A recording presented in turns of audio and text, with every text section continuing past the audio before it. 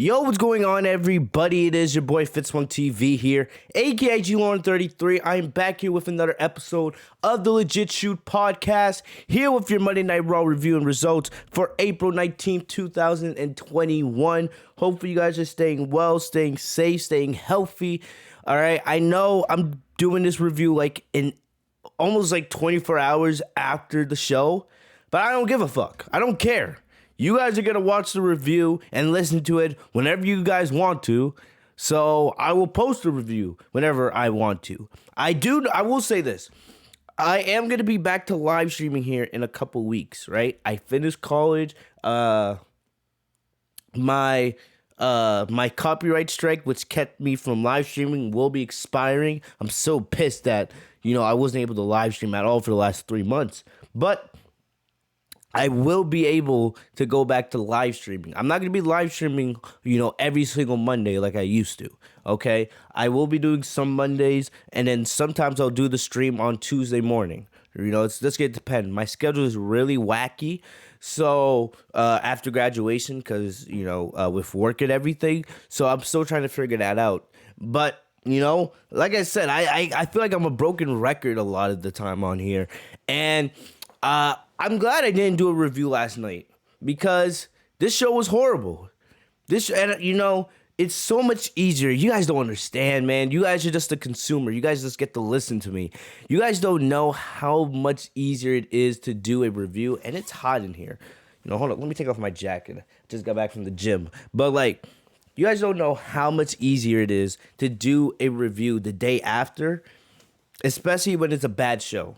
It's so easy for me to rant and lose my voice and get pissed off and stress myself out, right? And then the next morning have breakouts and acne and all that because of that. But still, it's so much easier to do the review the next day because Raw is so unwatchable right now.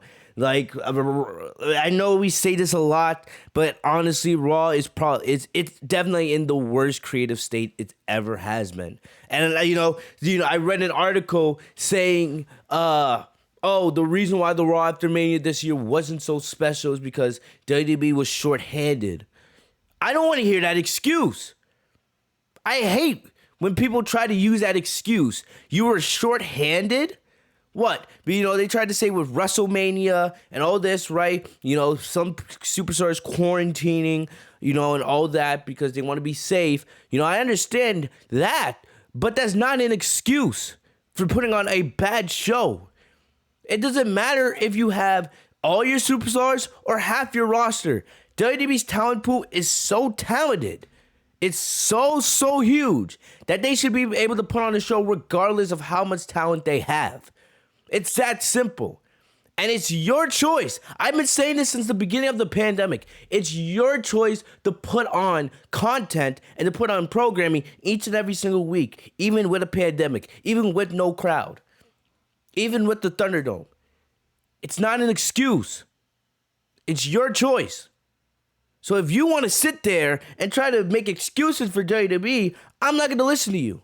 I'm not going to listen to you. There is no excuse for how bad the Raw and SmackDown After Mania were last week. There's no excuse for how bad the show was last night. There is nothing of interest on Raw right now. Nothing. That first hour last night of Raw was absolutely dreadful. There were some okay segments here. I liked what happened with Randy Orton and Riddle. I like what they're doing with Alexa Bliss. The Sheamus is beating down every babyface now as United States champion. I fuck with that. But the rest of the show, the rest of the 80% of the show is pure garbage. The rest of the 2 hours and 40 minutes of the show that is bad is unwatchable. It's unbearable. At least when SmackDown is bad, you can get through it. It's only 2 hours. And at least, it's not completely terrible. When Raw is bad, it's unwatchable, and I only watch it because I'm passionate about the women's division and because I have this. I have this podcast, I have this platform to air all my grievances, right? This leads me straight into the opening shoot. I do not give two flying F's about Charlotte Flair anymore. I don't.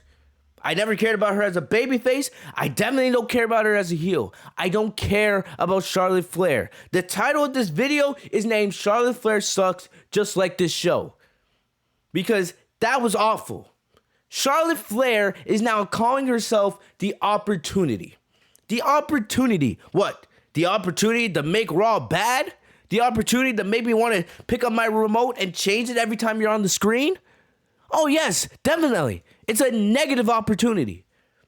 It's already bad enough that we have to hear Charlotte Flair with her wooing, right? Her stupid robes, right? You know, comparing herself to her father all the time. You know, her calling herself the queen. Like, it's already bad enough. She's already cringe enough as it is. Not only that, she dresses like a robot. Legit. Where I don't know who, you know, I'm not going to get into that, but you guys know what I mean. Right? I am Charlotte Flair. I am the Opportunity. Wait, what are we doing here?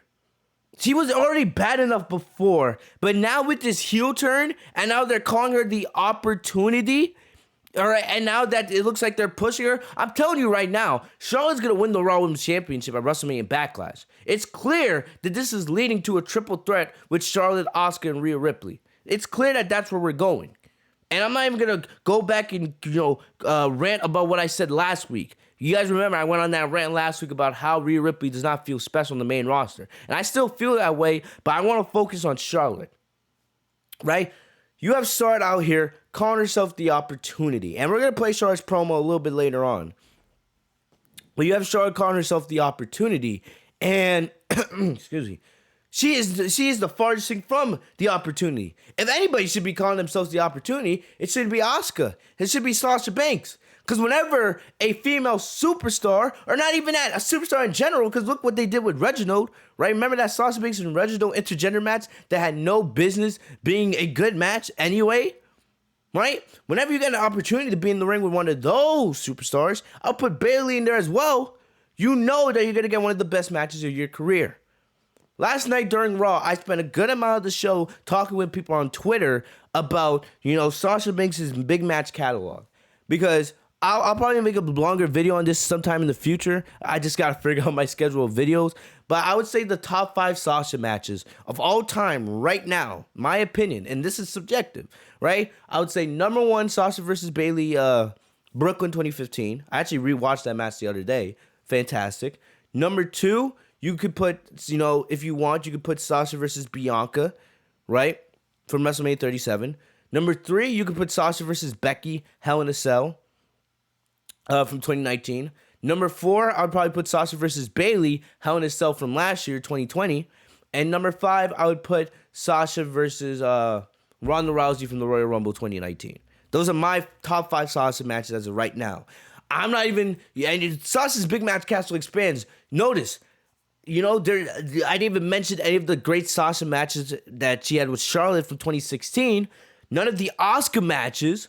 Like the 3 great ones we had just last year. I didn't even mention any of those ones, nor did I mention the Royal Rumble, the one from the Royal Rumble the night after Asuka won the Royal Rumble in 2018.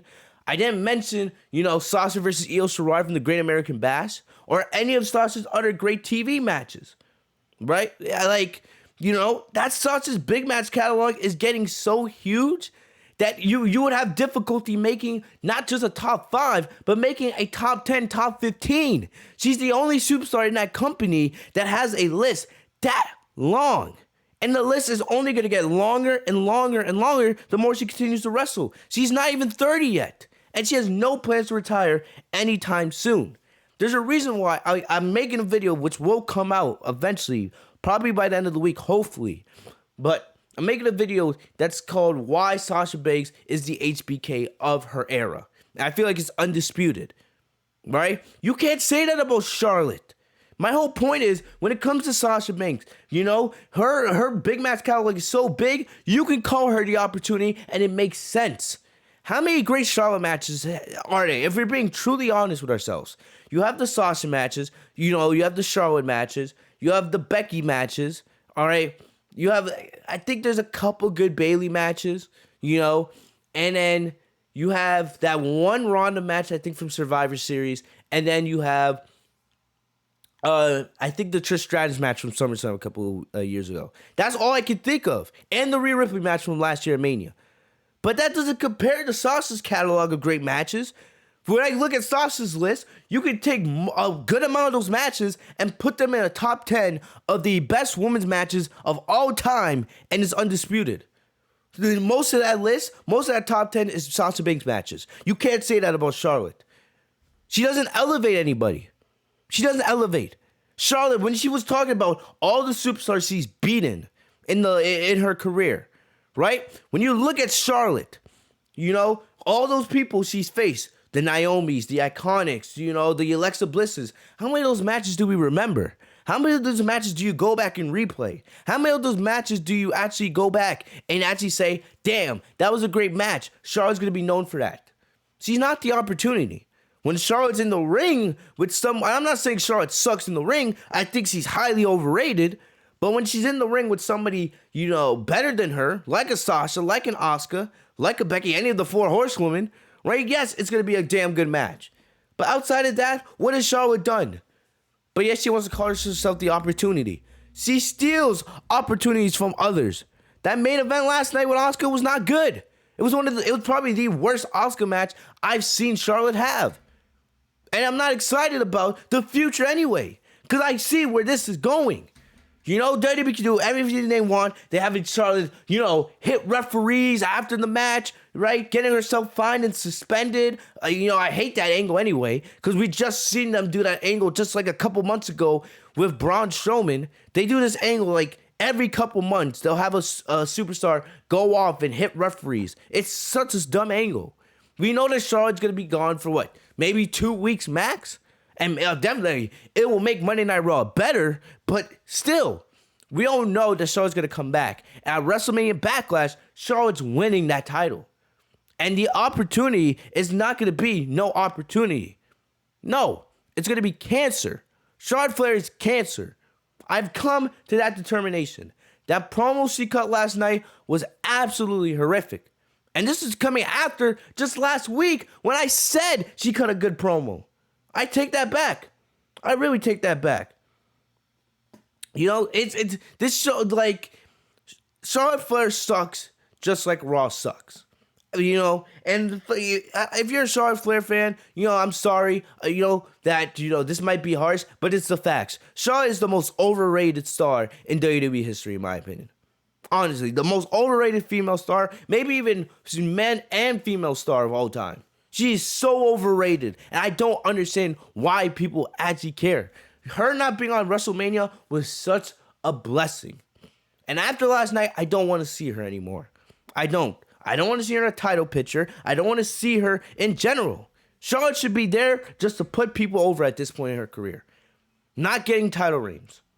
I don't care about her anymore. I don't. She's uninteresting. When she is on the screen, I go to take a shit. It's that simple. It's that simple. I don't care about Charlotte Flair in 2021 no more. I'm sorry, no. And people want to text me saying, oh, did you see Charlotte Flair's ring gear last night? I don't give a crap. I don't. Like, here's the thing. Why do you think people don't complain when Sasha's in the title picture? Because she elevates people. Plus, her booking half the time isn't even done correctly. But the thing is, we're so used to Charlotte always being stuffed down our throats, it's gotten to the point where nobody cares anymore. Nobody cares. After last night, I'm tired of this. I really am. And, you know, most of it's mainly just Charlotte coming out and calling herself the opportunity, which is absolutely a load of BS. She's not the opportunity. She is anything but the opportunity. I feel like it's time people actually recognize that, for real. But, you know, thanks for listening to, you know, my opening shoot. I just had to get that off my chest, man. You know, as bad as Raw is, the biggest thing that's grinding my gears is now this Charlotte Flair opportunity nonsense. How long till we see her rocking a new t-shirt? Oh, the opportunity. Get out of here with that BS. But let's get into Raw, man. Because the way I feel about Charlotte Flair, like I said, is the way I feel about Raw. This show is garbage. We're building towards WrestleMania Backlash, which actually is taking place 5 weeks after WrestleMania. That's more than enough time to build a good pay-per-view. Usually we know WWE likes to rush with these 3-week pay-per-view builds, and for some reason, I don't know, for the most part, WWE actually is pretty good when it comes to pay-per-views. They're terrible on Raw and SmackDown. Their creative is absolutely garbage. The build to the pay-per-view is terrible. But when it comes to the actual shows itself, the pay-per-views are actually decent. I don't understand. I don't understand how they do it. I don't. But that's just me being 100 with you guys. So we're building towards WrestleMania Backlash. We're about 4 weeks out at this pace. I still think that's an awful pay-per-view name, WrestleMania Backlash. But one of the big things was last week, Drew McIntyre getting attacked by T-Bar and Mace, formerly from Retribution. And, the big question on, if MVP had something to do with this. And so Drew McIntyre comes out, and he talks about how he last week, him and MVP had a war of words. Excuse me. And how he told MVP that he was going to do anything to get back to the WWE Championship, right? And how, Braun Strowman and then Randy Orton came out and how that led to the triple threat match and how McIntyre, claymored them and, he earned another opportunity at the WWE Championship, which, of course, is true. 100% true. Even though I don't know why we're getting another Lashley McIntyre match. I'm kind of over at this point. One thing, and that brings up another thing. Lashley was not on Raw last night. And I'm not really complaining too much because I've said in the past you don't need your champion there every single week. Just don't be a Brock Lesnar. There was nothing for Lashley to do this week, so I understand. We have 4 weeks left to the pay-per-view. We already know what Lashley and McIntyre can do in the ring together, so you don't necessarily need Lashley there every week, even though you are in the Thunderdome. You know what I mean? But another thing, what's with half the championships on this show missing? Like I said, I don't have a problem with Lashley being there, all right, or Lashley not being there. But where the hell were AJ Styles and Almas? This is the second week in a row that they haven't been on the show. They won the Raw Tag Team Championships at Mania. The Raw Tag Team division is absolute garbage, and your new champions are not even there. Did AJ and Almas, did somebody get injured at Mania and we don't know? I don't understand why AJ and Almas are the new Raw Tag Team Champions, and we haven't seen them at all since Mania. At all. You would forget that they even won the titles at Mania with the way that they're not appearing on the show. So I don't know what's going on with, champions missing. But, McIntyre, basically when it came to T-Bar and Mace, he said he didn't really care why they did it, because he believed it was still the work of MVP, right? And McIntyre would deal with them in his own time. MVP came out and, he said that McIntyre was delusional, all this other stuff. What McIntyre should be more worried about is not getting put in the Hurt Lock again at WrestleMania Backlash, And like I said, I have concerns that McIntyre's going to regain that title at Backlash. And at this point, I don't want to see McIntyre as champion. I'm not saying, you guys know I like McIntyre. I loved him as WWE champion. But right now, it is Bobby Lashley's time. McIntyre's beaten basically everybody on Raw. It's let Lashley have his reign. Make Lashley dominant, and let's build up to, hopefully, Lashley versus Lesnar if, Lesnar's back in time for SummerSlam. But still, McIntyre, what was I going to say? Yeah, McIntyre, McIntyre, he got out of the ring. He looked like he was about to go after MVP, and then he got attacked by T-Bar and Mace again. So McIntyre getting frustrated, he goes backstage to Adam Pearce, and then he demands Adam Pearce give him a 2-on-1 handicap match against T-Bar and Mace tonight. So fucking predictable. I knew that the second that McIntyre got attacked, that's what he was going to do. Because he wasn't scheduled to have a match yet. So I was like, oh, wow, we're going to get a handicap match. But Adam Pearce said McIntyre needs a partner. It's like, I don't want to put you at risk at that. Facing those two heavy hitters, no, you need a partner. So, McIntyre says, I don't need no damn partner. this would be continued on later in the evening. So our first action of the night, we get the Viking Raiders versus Cedric Alexander and Sultan Benjamin. Oh, wait. Didn't we just see this match last week? Wait, hold up. Didn't we just see this match last week in the same time section? In the same segment of the show? It took place right after the opening segment. Right after Lashley versus Riddle last week. We got the Viking Raiders versus Alexander and Benjamin. And here we are getting the same thing a week later. Like, you can't make this up with how uncreative this show actually is. You can't make it up. How lazy do you have to be to book the same match 2 weeks in a row in the same exact time segment? Like, really? Really? Like, I understand your Raw Tag Team division is garbage, but come on. Make a fucking effort. This is why this show is so unbearable, man. It's the same match. What were you expecting different? What did they do last week that made you want to see this match again? I'm not saying these two couldn't bring down the house on a pay-per-view or even for a Raw Tag Team title feud, right? Imagine if Alexander and Benjamin were still champions. Imagine if they were still in the Hurt Business. Actually, this would kind of be an intriguing or an exciting feud, But hey, actually, this could have been a legitimate Raw Tag Team title feud.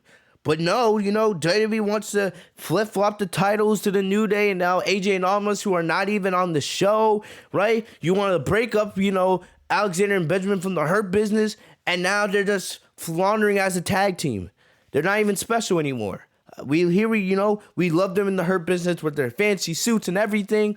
They had everything going well for them, and now they're just another tag team that, who knows, if WWE's going to break them up sooner rather than later. I hope not, but I wouldn't be surprised. So this match was, like I said, there was nothing different. Nothing different from this match from what we saw last week. The Viking Raiders won with the Viking experience, and that was it. I don't know. I don't know. Maybe they're building up the Viking Raiders to challenge AJ and Almas. I'm not against it, and really, you can't really deny it. There's no other teams other than Elias and I guess Riker and the New Day. But I don't know if WWE wants to do a rematch with the New Day. They kind of got destroyed by Almas at WrestleMania, so I don't know. Maybe that's what they're building up towards. We'll just have to wait and see. But I do want to see, the Raw Tag Team Championships actually on TV. I want to see the division thrive, but WWE just doesn't put enough care. They just don't put enough care, man. I don't want to rant. But it just, come on, let's do better. Anyway, I'm going to play Charlotte's promo, right? So Charlotte came out, before Randy Orton was doing a backstage promo. I don't know, this was stupid. So Randy Orton's talking about how he wants to face the winner of the Lashley and McIntyre. All right, I get that.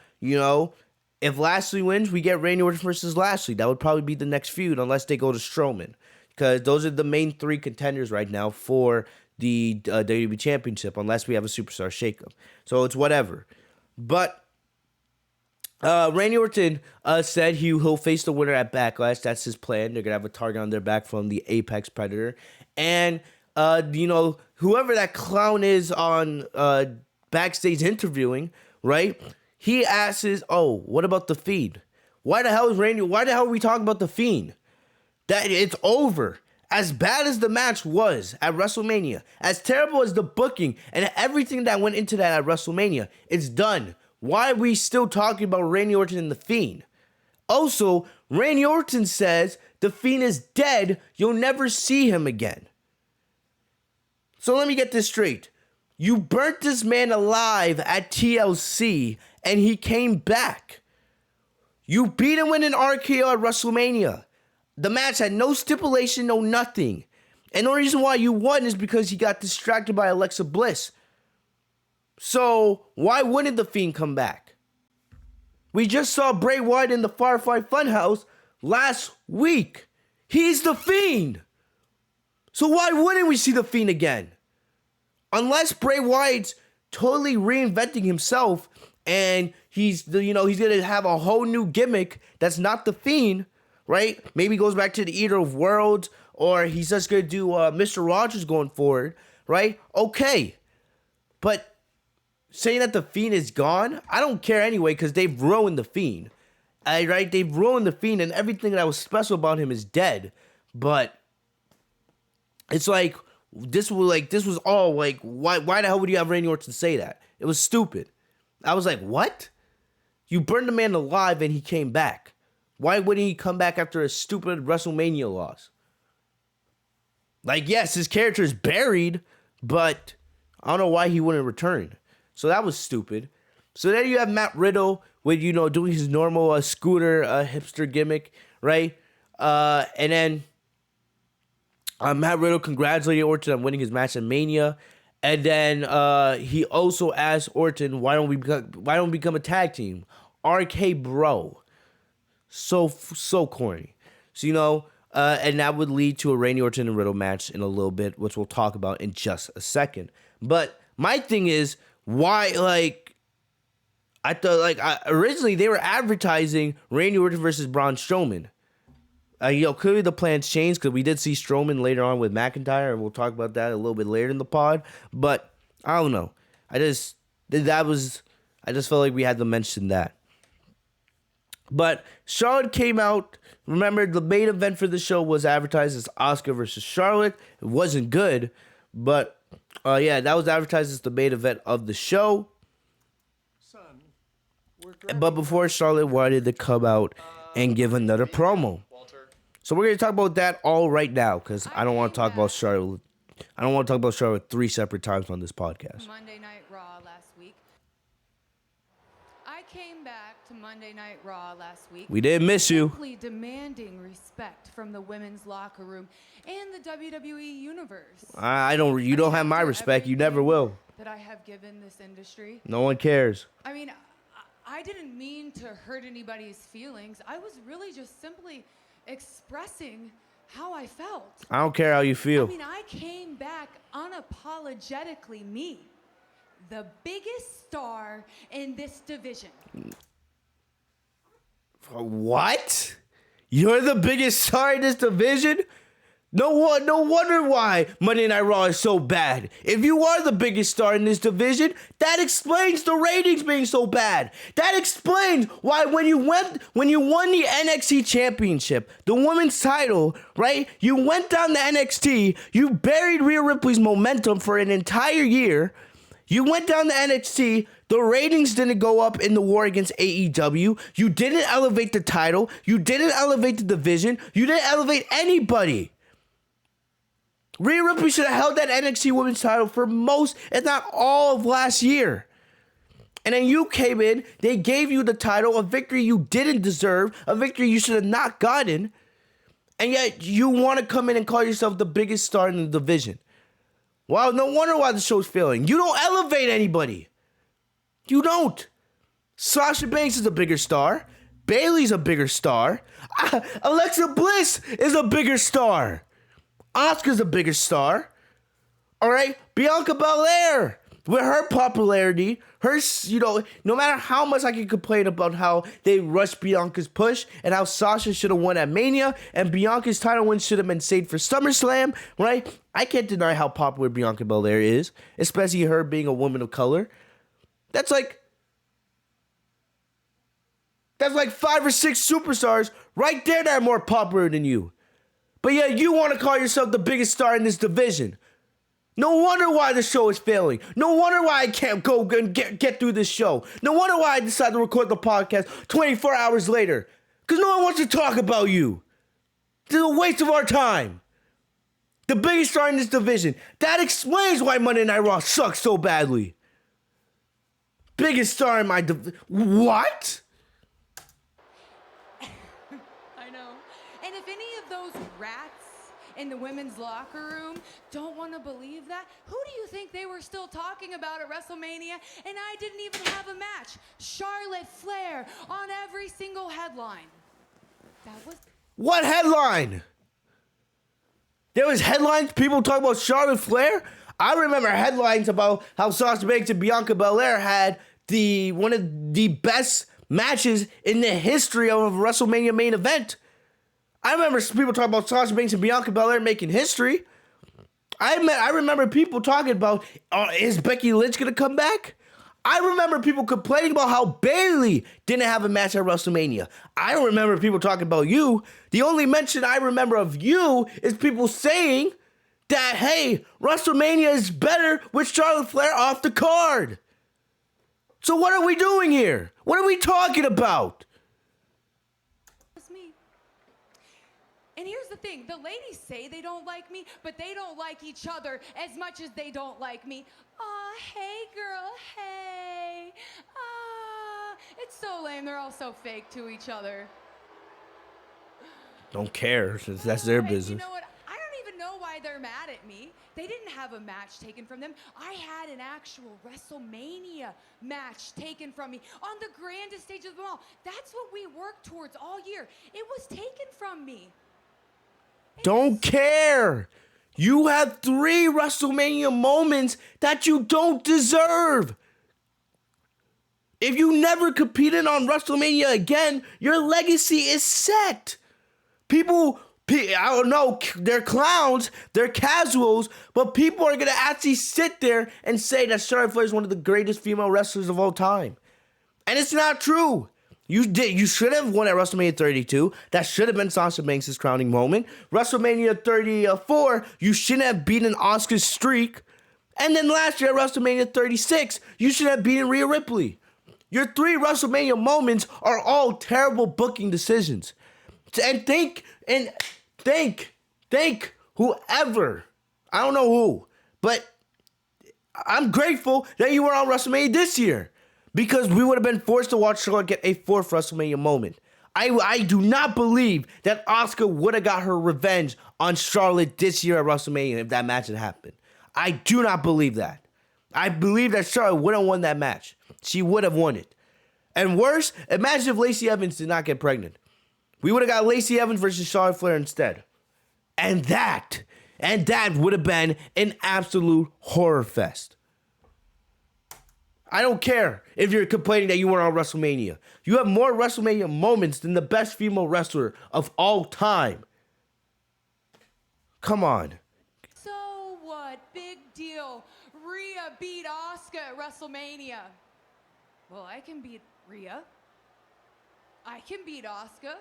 Hell, I can beat both of them in the same night. That's why they call me the Opportunity. There it is, the Opportunity. Who calls you the Opportunity? And who's responsible for this terrible nickname? The Opportunity. I'm not going to rant about it anymore because I already did in the opening shoot, but no, you're not the Opportunity, sweetheart. You're the farthest thing from it. Dreadful. And what's worse is she's talking about Rhea Ripley and Asuka, 2 people that she should have never have beaten at WrestleMania anyway. Oh man, this is bad.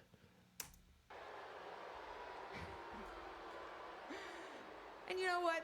I think Asuka is one of the greatest competitors in the entire world. Oh, we all know that. I mean that. But doesn't mean I have to like her. And tonight I am going to remind Asuka how much I don't like her. And prove. What do you mean, don't like? Are you trying to insult our intelligence here? Do you guys realize that just a couple months ago, in December, Charlotte came back teaming with Asuka, and they won the women's tag team titles. They held the titles for 2 months. So you want to say, oh, I don't like Asuka, yet you held the tag titles with her for 2 months. She was your tag team partner. You were champions.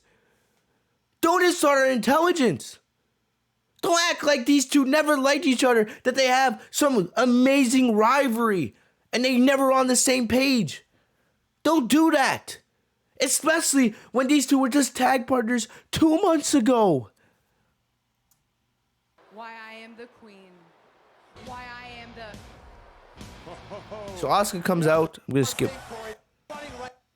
gonna skip through this a little bit. I will say this. Asuka does sound a little more intense, right? And I like that. It reminds me more of NXT Asuka. Hopefully we get more of that going forward. So here comes the Raw Women's Champion, Rhea Ripley. She came out as well. I'm still not Rhea still doesn't feel as special as she should be. What's going on here? You both gonna gang up on me? That's not very nice. Listen, tonight, after I beat you, Rhea, I want you to take your pretty self over to one of these comfy chairs, and I want you to take some notes on your future and take some notes on how great I am. Okay? You're not great. You're overrated, but okay. You know what, Charlotte? I'm actually going to take you up on that offer. Good. But knowing Asuka, I pretty much know that she's going to beat you. Asuka, did you... All right. I don't know. Is Rhea back to being babyface now, I guess? Because she was floating with a heel turn a couple weeks ago. So I don't know if Rhea's a babyface or a tweener. I'm trying to like Rhea Ripley again. I'm trying to. I loved her in NXT, But I have not been a fan with her, how she's been presented on the main roster. But we'll see. I'm trying to like Rhea Ripley again. But this whole Charlotte Flair nonsense and how Rhea was just, rushed into this Raw Women's Championship reign, it doesn't sit right with me. Hear that? She said that you were going to beat me. Yeah, be quiet. Stop. Do you not remember? I am the one who ended your streak. Do you not remember? I am the one who ended your WrestleMania streak. Oh, no, I said it wrong anyway. I ended your undefeatable streak at WrestleMania 34. She sounds like an android. It's not a joke, people. It's reality. I beat you at WrestleMania. Charlotte! Hey, stop talking. I don't want you to talk. It's going to be me going for the Raw Women's Championship. Listen, Asuka, Charlotte! stop talking. I don't even understand what Charlotte! Tonight, I'll beat you!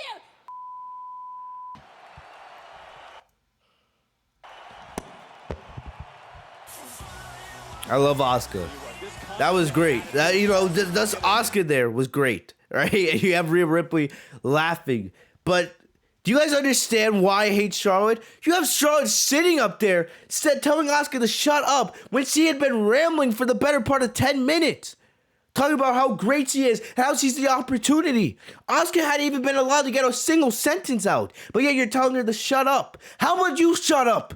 You're the robot. We don't want to hear you on the microphone. That bothers me a lot. That they have Charlotte out there berating Asuka. I hate that. Really. So I love that Asuka, called her a bitch. Because it actually felt kind of real. So I liked that. That was the only part of this segment I liked. Asuka telling it as it is. Because it's true. So anyway, I'm going to skip forward and actually talk about the main event right now. Just because I don't want to talk about Charlotte Flair later. All right? So, basically with the main event, basically the match wasn't anything special. It started with about 12 minutes left in the show. Charlotte had some special ring gear, a new ring gear and a robe. I don't know. People texting me on social media telling me that they like the robe. I don't give a crap. What? I don't give a crap about Charlotte. Anything about Charlotte. Yo, want me to sit there and care about Charlotte's robe and ring gear. Right? Let's talk about Sasha Banks' ring gears. Alright, that's something more interesting. I don't give two craps about Charlotte. So the match was whatever. The big thing here is near the end, Rhea Ripley's at ringside. Charlotte avoids the Asuka lock and applied the figure eight. Rhea caused her to break the hold while the ref was checking on Asuka. All right, and this was kind of payback because remember, Charlotte had interfered in Ripley and Asuka's championship rematch from last week. And then Asuka was able to roll up Charlotte for the win. So after the match, Charlotte got very angry. She attacked the ref after the match and, beat him down. And then, two referees tried to come out and get her to calm down. She wouldn't.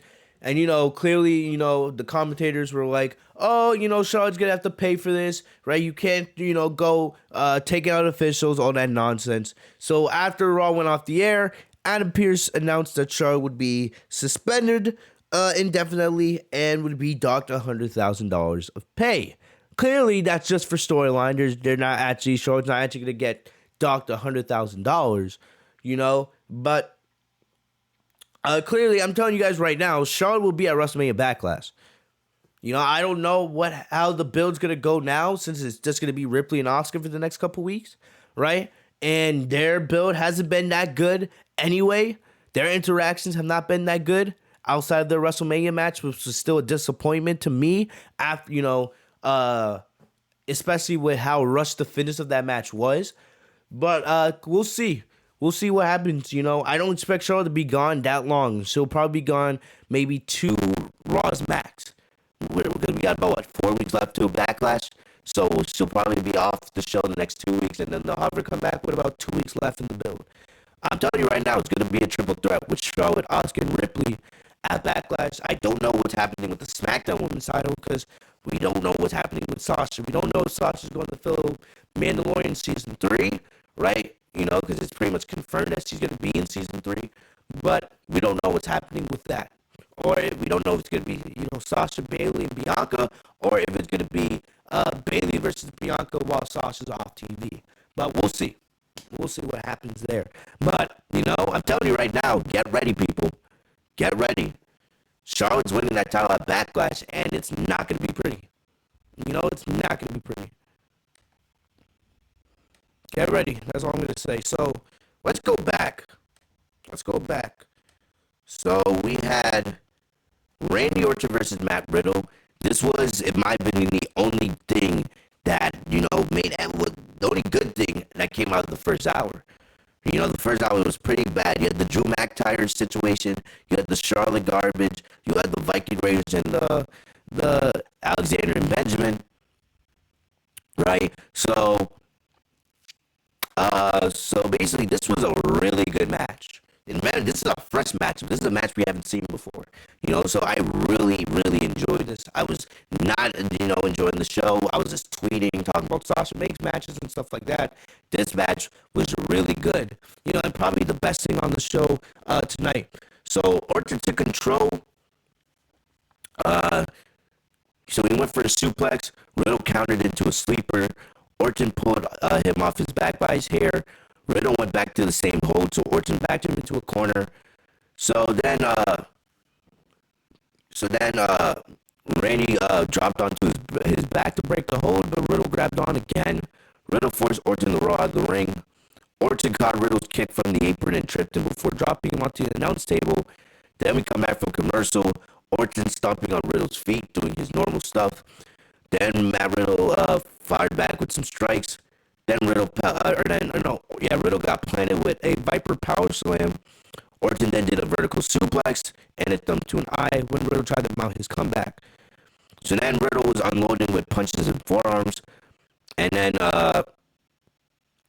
Orton Irish whipped him into the corner. Then Orton hit the ring post when Riddle avoided a short in the corner, allowing Riddle to get some more offense in. So then near the end here, Orton went for the RKO, but then Riddle rolled up Orton for the upset win. So this was actually really good. Somebody said on Twitter that the reason why Riddle went over is because Orton legitimately injured himself during this match. I didn't notice that, But like I said, like if this is something to keep Orton busy until they get him to Lashley, right? 'Cause I feel like that's where we're going. You know, if McIntyre loses to Lashley at Backlash, like what should happen, I feel like Orton versus Lashley, that's going to be the next program probably for, you know, Money in the Bank as we enter into, you know, the summer months. So we'll see what happens there. But, you know, this was a good match. I would not mind if, you know, if you want to do like a series of 3, even maybe a season of 5. I wouldn't mind that. I wouldn't mind that. Okay. But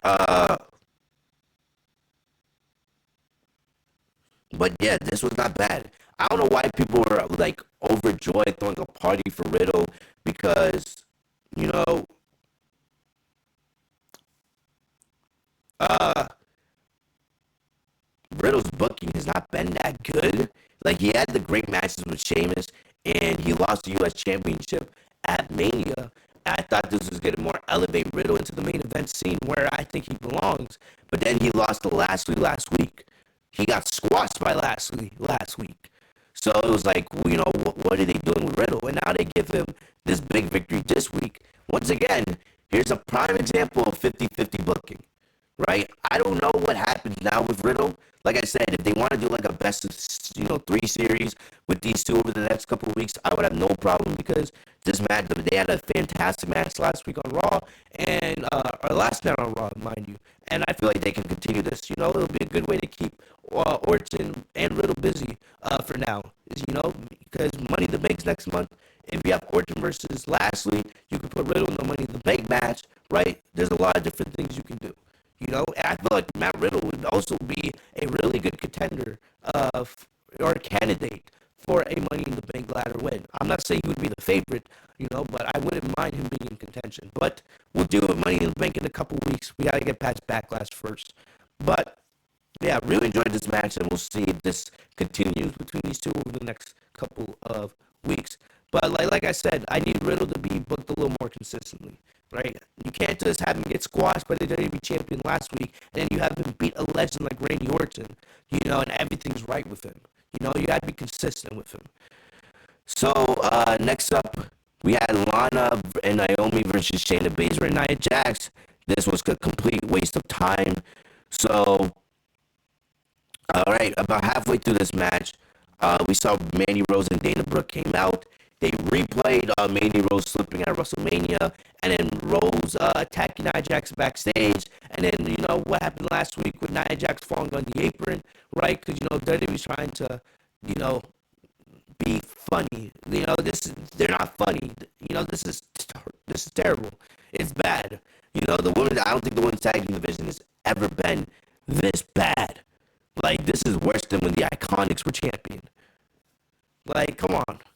But I don't know. So anyway, Jax got angry and she ignored a tag from Baszler to go after Mandy Rose and Dana Brooke, who went backstage, right? So then Baszler was off in the ring. Naomi got the tag from Lana, and they hit a double face buster for the win. So this will probably mean that Lana and Naomi will get a future tag team title opportunity. Who cares? The tag team division for the women is so bad. I keep saying it. The Riot Squad, the fact that they haven't won those tag titles, they're the best team to help elevate this division, you know. But I don't think the Riot Squad are ever going to get their moment to shine. I don't think they're ever going to get that. And I don't care about the tag titles anymore, right? Unless Sasha Banks and Bayley, you know, reunite and take back those tag titles, I don't think I'll ever care about the women's tag team division again. It's just horrific that this is what you're doing, you know. So backstage, Nia went after Rose and Brooke, right? And then Baszler chased down her tag team partner and said, "You need to get your head in the game, because what happened tonight cannot happen again." So I don't know if this is WWE, you know, setting the foundation for Jax and Baszler to break up or lose those tag titles. You know, they've held those titles way too long anyway. Like I said, the Riot Squad should have won those titles at Mania, but it looks like WWE's going to continue this storyline, I guess, with Tamina and Natalya. I'm hearing there's a rumor that they want to do a match between those two teams at Backlash. Not that I give a shit. I don't care. But we'll see. And then also, you gotta remember that Naomi and Naomi and Lana pinned Shayna Baszler tonight, so they're gonna probably be getting a future tag team opportunity, maybe even next week on Raw. Like I said, I don't care or anything. It's just passing along the information. Like I said, the women's tag team division is terrible. It's that simple. Next up, we had Elias versus Kofi Kingston. So, Elias and Jackson Riker, they're doing their normal stick, the one that no one gives a crap about. And then the New Day interrupted them. But this time, Xavier Woods had a bass instead of a trombone. So, Woods usually comes out with the do-do-do-do, do-do-do-do-do-do-do-do. Instead, he had a bass this time. The best part of all of this was hearing Xavier play Stone Cold Steve Austin's theme on the bass. It's like, do-do-do-do-do-do. Hey, do-do-do-do-do-do. Hey, do-do-do-do-do-do. Hey, do-do-do-do-do-do. Do-do-do-do. Excuse me, but you guys get the point. But either way, this would lead to a match with Kingston and Elias, right? Nothing special happened here. There was a botch here with the SOS. But Kofi was able to land it after trying it again the second time.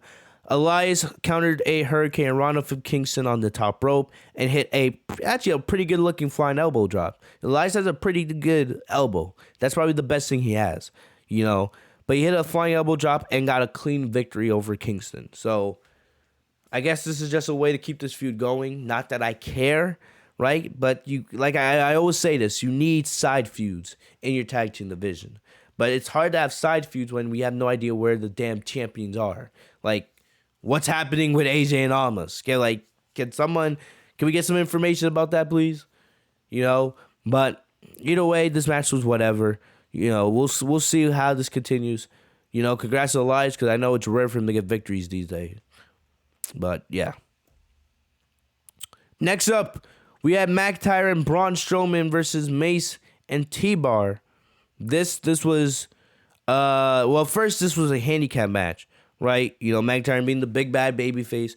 I didn't know that T-Bar and Mace were bigger than McIntyre. When you see the size comparison, these two are huge compared to Drew McIntyre. And McIntyre is huge. I've seen McIntyre in person. I went to a house show a couple years ago back when, things were still normal in the world. And, I sat front row and seeing McIntyre in person, this guy is ginormous. And just knowing that T-Bar and Mace are bigger than him, it's crazy. But McIntyre went after T-Bar and, was beating him down. T-Bar made the tag and Mace nailed a huge uppercut for a close 2 count. And then they started dominating the former champion. McIntyre was able to make a little bit of a comeback and hit a spine buster for a close 2 count. Right, but then Mace and T-Bars double teamed him until the ref called for a bell. So McIntyre wins via disqualification. But then, and I knew this was going to happen, the second that I saw that they were doing Randy Orton versus Riddle instead of Randy Orton versus Braun Strowman, I was like, okay, Strowman's going to be, McIntyre's partner later in the night. Excuse me. So Strowman's music hit, and he came out to make the save. And of course, we come back from break. Teddy Long, somewhere was smiling because they turned this into a tag team match. So we have a tag team match, Strowman and McIntyre against T-Bar and Mace. And we saw Strowman was seen very, very motivated here. He was bringing down Mace, and eventually Mace and T-Bar worked together to take Strowman down. McIntyre tagged in, and all of a sudden, they ripped Mace's mask off, and it was revealed that, hey, this is Dio Madden, right? And he used it as a weapon. He absolutely bitch-slapped Mace with the mask, I'm not going to lie. He bitch-slapped him, used it as a weapon against Mace, and got himself disqualified. So it was kind of a balancing of the scales, right? T-Bar and Mace, they got DQ'd earlier in the match. And then, once the match got restarted as a tag team match with Strowman, McIntyre got himself disqualified. So then we see Strowman ripped off T-Bar's mask, before they left. So the one thing I will say, like, the match wasn't bad. And, the best thing probably that came out of this is the fact that T-Bar and Mace are now no longer, like, Retribution bound. Like, you can clearly see, anybody that's watching NXT knows that's Dio Madden, and the other guy is Dominik Dijakovic, right? So I'm hoping that eventually this will mean that, either they get to go back to their old personas, right? Either they got to go back to NXT, or their NXT personas can be used on the main roster. Mainly, I would hope this for Dominik Dijakovic. I don't really care about Dio Madden that much anyway, but Dominik Dijakovic, he is a fantastic wrestler, right? Hopefully when Keith Lee comes back, Keith Lee and Dominik Dijakovic matches on Monday Night Raw, that could be really good if WWE wants to go down that direction. But, I'm just hoping, like, now they actually get to be themselves. Retribution was a failure from the start. It was a failure from the start.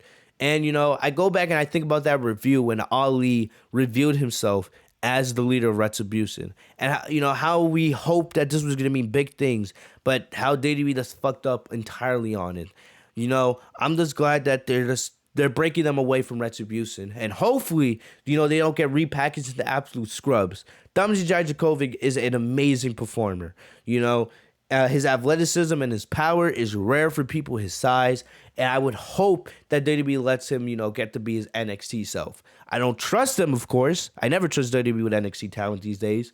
But let's, maybe there's just a small chance we get to see the Dominik Dijakovic from NXT make an appearance. We'll see, right? But clearly this is going to continue, right? Probably is supposed to help keep Strowman busy, give McIntyre something to do, because, like I said, what else can they really do with Lashley and McIntyre for story purposes? So this will probably, I'm willing to bet we'll probably see a rematch next week. If not, we'll probably see, these two in singles action at least. But, we'll just have to wait and see for next week. Honestly, if they let Dominik Dijakovic actually be himself, right, a Dijakovic and McIntyre match could be absolutely fantastic. That could be fantastic. But we'll see what happens there. But, yeah, that was it with that match. So, yeah. The only thing I really liked here was the fact that they took the mask off. I also don't know if you guys know, but Slapjack and Mia Yim. Mia Yim's the one. Mia Yim got moved to SmackDown. So, I don't know. We know that Mia Yim and Keith Lee are engaged. So, maybe that could potentially mean that Keith Lee could get moved to SmackDown, when he comes back from injury, because Keith Lee was interviewed this week and he said he is trying to get back from his injuries. Keith Lee versus Big E, Keith Lee versus Edge, Keith Lee versus Daniel Bryan, Keith Lee versus Cesaro, Keith Lee versus Rollins, Keith Lee versus Roman Reigns, Keith Lee versus Sami Zayn, and Keith Lee versus Kevin Owens. There's so many good matches you could do with Keith Lee on SmackDown. So we'll see if that's what happens, but it's something to keep your eye on. Mia Yim, if they actually let Mia Yim be Mia Yim from NXT, like, go back and watch Mia Yim versus Shayna Baszler from NXT TakeOver back during Shayna Baszler's reign. Very underrated match. I would love to see Mia Yim versus Bianca Belair. You could do that for the SmackDown Women's title if you actually build Bianca Belair correctly as champion. Like I've been saying, the pressure is on Bianca. Mia Yim versus Bayley. Mia Yim versus Sasha Banks. Please give me that. That would be fantastic. But, we'll see. We'll see what happens there. But like I said, I do like that Retribution's actually being broken up. It's better that we just forget that Retribution was ever a thing. Okay? And then last but not least, last thing I want to talk about before we get out of here. We had the Miz TV. So John Morrison was nowhere to be seen tonight. I don't know what happened. I don't really care. But we had John Morrison. We had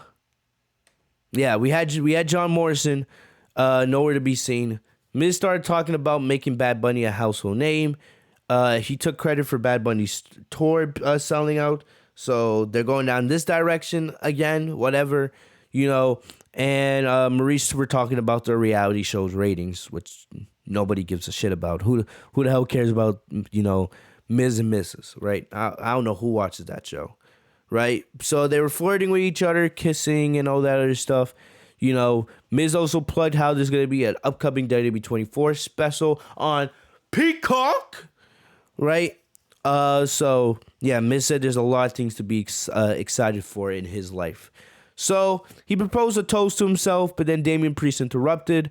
He made a joke about Miz being about as real as a fighter as Jake Paul was, which I actually kind of chuckled about that, right?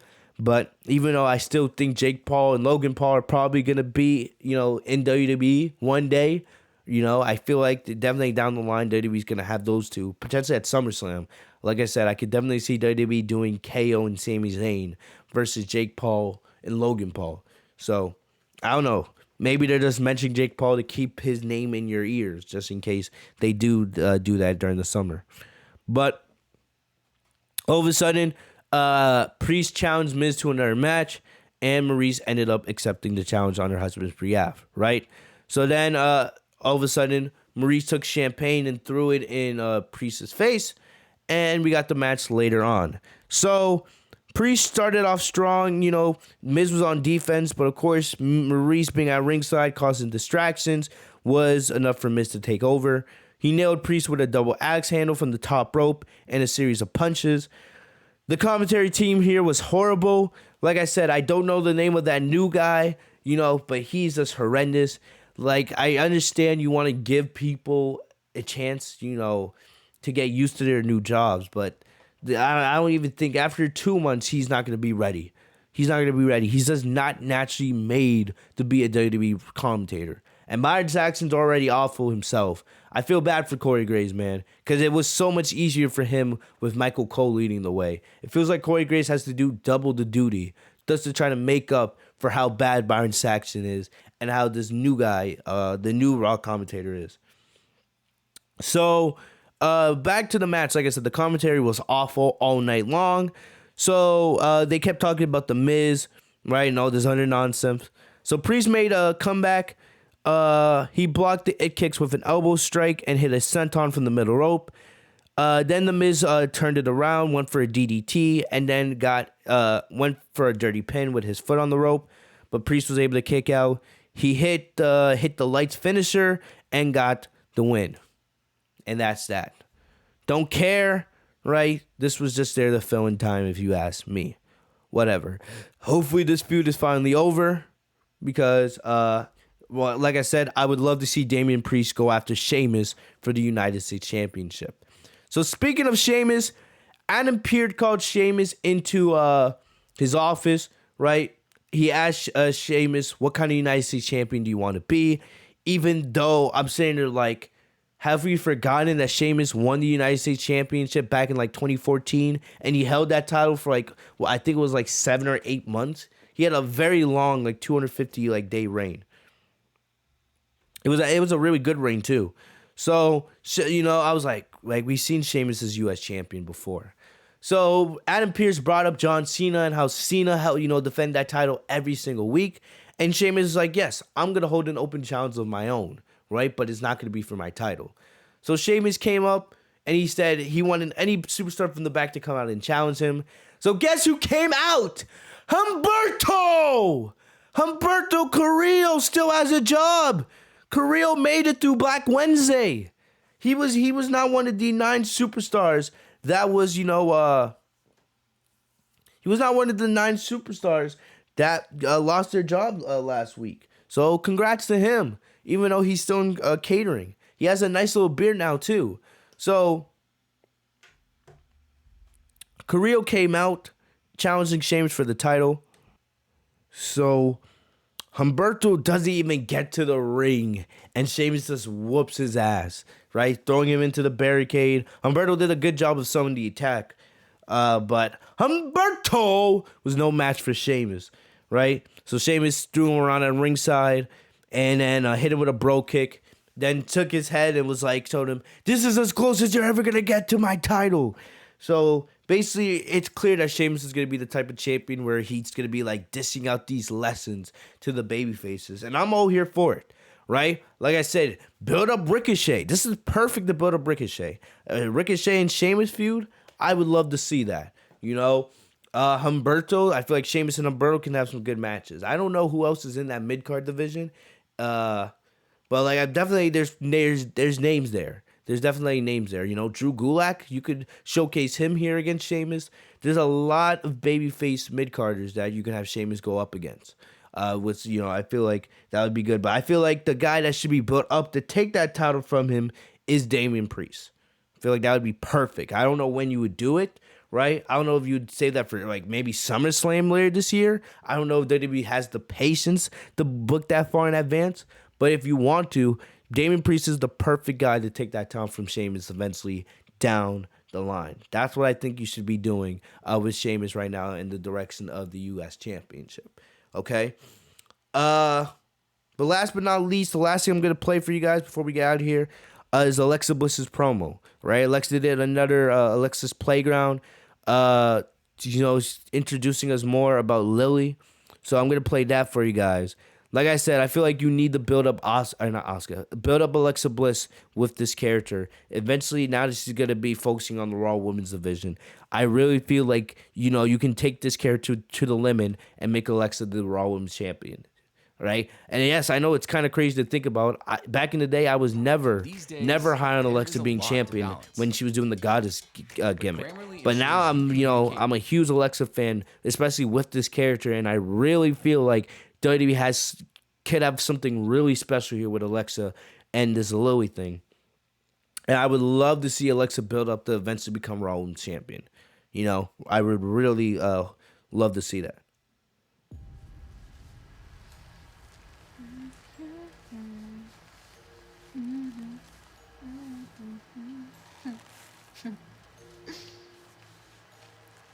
Let me tell you a little something about Lily.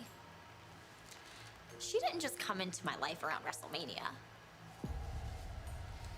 We've actually been best friends. So I liked here, they actually showed like photos of Alexa's childhood, and you could see that they photoshopped like Lily in there. So I'll give WWE credit. That was pretty good. Very long time. Trying to make you believe, you know, that Alexa and Lily are actually had this special connection since birth. You can clearly see that it was photoshopped, but I still like that at least they're making an effort here with this Alexa storyline. Come into my life around WrestleMania. We've actually been best friends for a very, very long time.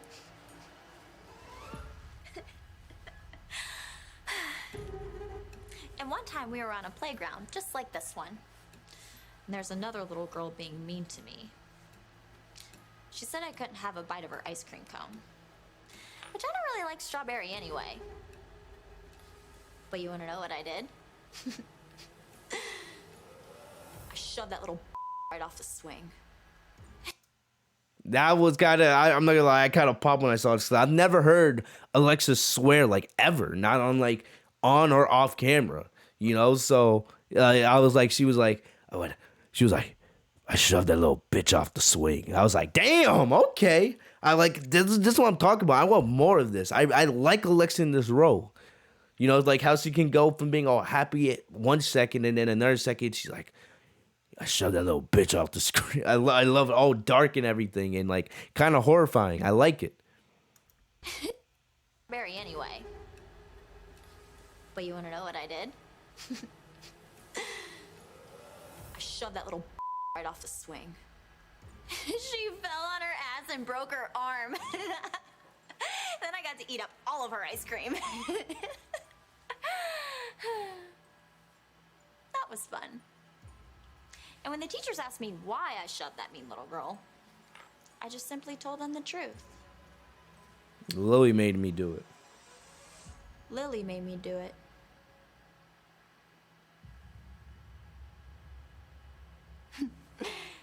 The teachers all thought I was bonkers. But if Lily doesn't like something, she has no problem letting you know. Yeah, I'll get to the point. So all the little girls on the Raw roster, there's something very important you should know. Lily didn't like him. And Lily doesn't like any of you.